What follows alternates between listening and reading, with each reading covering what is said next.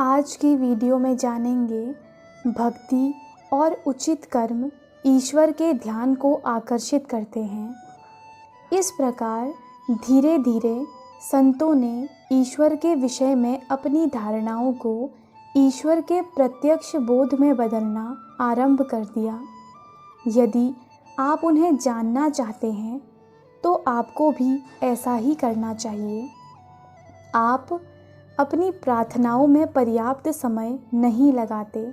सर्वप्रथम आपको ईश्वर की एक सही धारणा रखनी चाहिए, एक निश्चित विचार जिसके द्वारा आप उनके साथ एक संबंध स्थापित कर सकें, और तत्पश्चात आपको ध्यान और प्रार्थना तब तक करनी चाहिए जब तक कि आपकी मानसिक धारणा वास्तविक प्रत्यक्ष बोध में न बदल जाए। तब आप उन्हें जान जाएंगे। अगर आप दृढ़ता से डटे रहेंगे तो ईश्वर अवश्य आएंगे। सर्वहृदय अन्वेषक प्रभु केवल आपके सच्चे प्रेम को चाहते हैं। वे एक छोटे बच्चे की भांति हैं। उनको कोई अपनी सारी संपत्ति भेंट कर सकता है और वे उसे नहीं चाहते, और दूसरा कोई उनको पुकारता है, हे प्रभु मैं आपको प्रेम करता हूँ, और उस भक्त की पुकार पर उसके हृदय में वे दौड़े चले आएंगे। ईश्वर को किसी बाह्य उद्देश्य से न खोजें, अपितु उनसे निशर्त एक लक्षित अविचल भक्ति से प्रार्थना करें। जब प्रभु के लिए आपका प्रेम इतना अधिक हो जाए जितना कि अपनी नश्वर देह के प्रति आसक्ति, तब वे आपके पास आ जाएंगे। ईश्वर की खोज में भक्ति का महत्व कर्म से अधिक है। कुछ लोग कहते हैं ईश्वर शक्ति है, अतः हमें भी शक्ति के साथ कर्म करना चाहिए।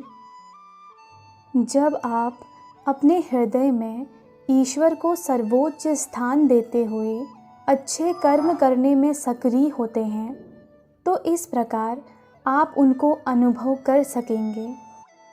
परंतु अच्छा करने में भी गलत और सही दोनों प्रकार के कर्म होते हैं।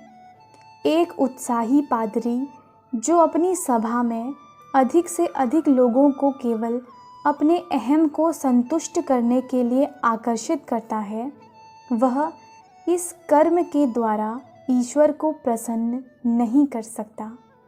दिव्य अंतर्निवासी की उपस्थिति को अनुभव करने की इच्छा प्रत्येक हृदय में प्रथम स्थान पर होनी चाहिए। जब आप प्रत्येक कार्य निरंतर निस्वार्थ भाव से और प्रेम प्रेरित ईश्वर चिंतन के साथ करेंगे, तब वे आपके पास आएंगे।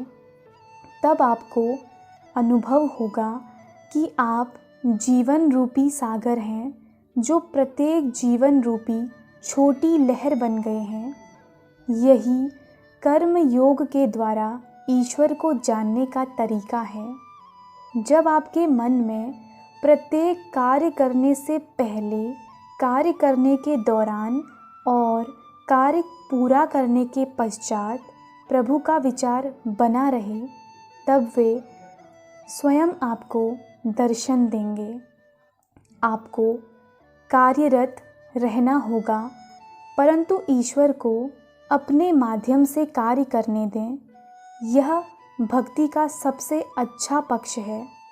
यदि आप निरंतर यह सोच रहे हैं कि वे आपके पैरों के द्वारा चल रहे हैं, आपके हाथों के द्वारा कार्य कर रहे हैं, आपकी इच्छा शक्ति के माध्यम से कार्य संपादित कर रहे हैं, तब आप उन्हें जान लेंगे।